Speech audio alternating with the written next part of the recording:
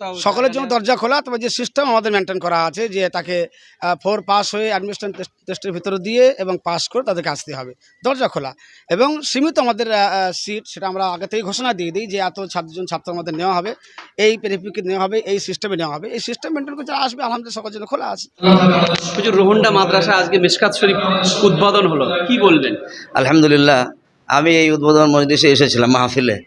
আলহামদুলিল্লাহ, আমি খুব খুশি। আমি তো মানে ধারণার বাইরে যে এখানে কল আল্লাহ কলা রসুলের আওয়াজ বুলন্দ হবে এই রোহন্ডার জমিনে, এর জন্য আমি খুব খুশি এবং এর জন্য আমি অন্তরের অন্তঃস্থল থেকে দোয়া করছি আল্লাহ পাক এই মাদ্রাসাকে আগামীতে দাওরাতুল হাদিস পর্যন্ত উন্নীত করে দেন। বলেন আল্লাহুম্মা আমিন। এখানে যত শিক্ষক আছে সমস্ত শিক্ষকগুলো বেশিরভাগই আপনার ছাত্র। জি আলহামদুলিল্লাহ, এটা মানে কথা বলতে আমার খুবই আজকে ভালো লাগছে যে আমার ছাত্ররা আজকে এই এলাকাতে দাওরাতুল হাদিস মাদ্রাসা তারা প্রতিষ্ঠা করবে, তাদের মাধ্যমে পরিচালিত হবে। আমাদের ধারণার বাইরে, আমি তো বুঝতে পারছি না, এটা অনেকটা স্বপ্নের মতো আমার মনে হচ্ছে। আমি আল্লাহ পাক, আমি দোয়া আছে আল্লাহ পাক তাদেরকে এই খেদমত করার আল্লাহ পাক তৌফিক দেন, আর তাদের দ্বারা আল্লাহ পাক আরও বেশি বেশি খেদমত করার তৌফিক দেন এবং এই এলাকার মানুষ ইসলামের আলোতে আলোকিত হোক, তারাও যাতে এই মাদ্রাসায় আরও বেশি বেশি সাহায্য করতে পারে। আমি এলাকার বাসিন্দাদেরকে অনুরোধ করব তারা যেন এই মাদ্রাসায় বেশি বেশি সাহায্য করার চেষ্টা করে। অনেকে ভালো মাদ্রাসা খোঁজে, গার্জিয়ান যে তাদেরকে ছাত্র ভর্তি করবে, রোহন্ডা মাদ্রাসা সম্পর্কে আলহামদুলিল্লাহ সুম্মা আলহামদুলিল্লাহ, এখানকার যারা শিক্ষক আছেন তারা সব যোগ্য, কোনো অসুবিধা নেই। ইনশাআল্লাহ তারা সঠিক দর্শ দেবেন ইনশাআল্লাহ। এই বিষয়ে আমি 100% আমার বিশ্বাস আছে। আপনাদের কি এই ভবিষ্যতে মাদ্রাসাটা এখানেই থাকবে না অন্য জায়গায় নিয়ে যাওয়ার কি মনে করছেন? এখন আপাতত এখানেই থাকার নিয়ত করছি, তবে যেহেতু আমাদের ভবিষ্যতে আরও কিছু বড় বড় বিভাগ খোলার নিয়ত রয়েছে, সেক্ষেত্রে আমরা সেই প্রচেষ্টা এখন থেকে চালাচ্ছি। আমরা অন্য জায়গায় একটা জমি দেখেছি এবং সেটা ক্রয় করার কাজ চলছে, খুব শীঘ্রই সম্ভব আমরা সেটাকে রেজিস্ট্রি করব।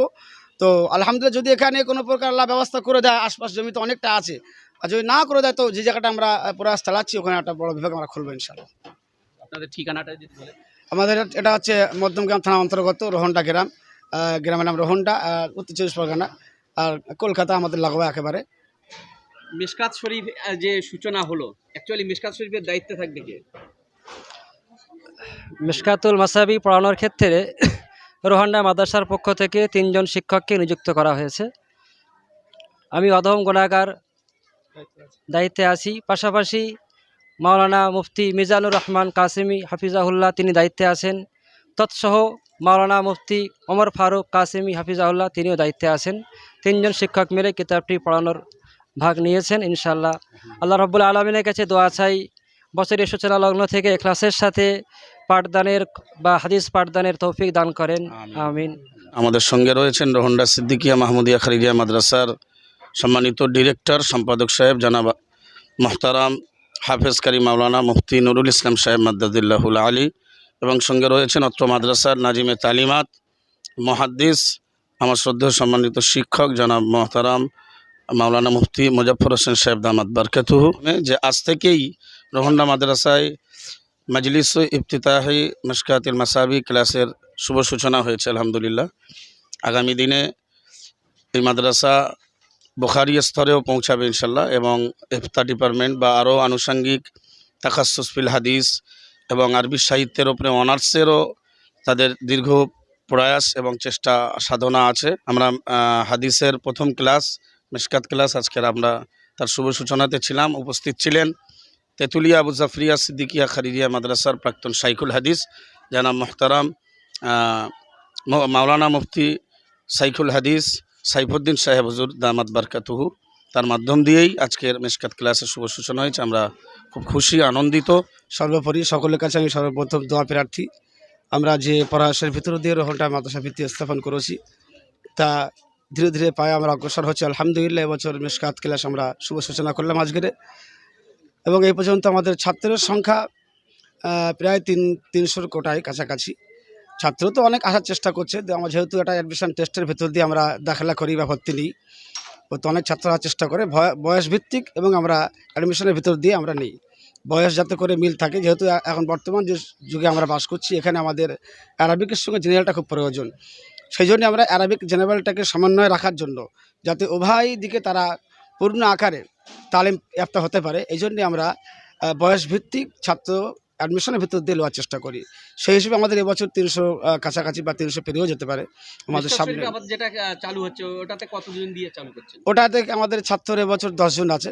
যেহেতু আমরা প্রথম বছর 2টা ক্লাস শুরু করেছিলাম একসঙ্গে, মিজান এবং চাহারুম।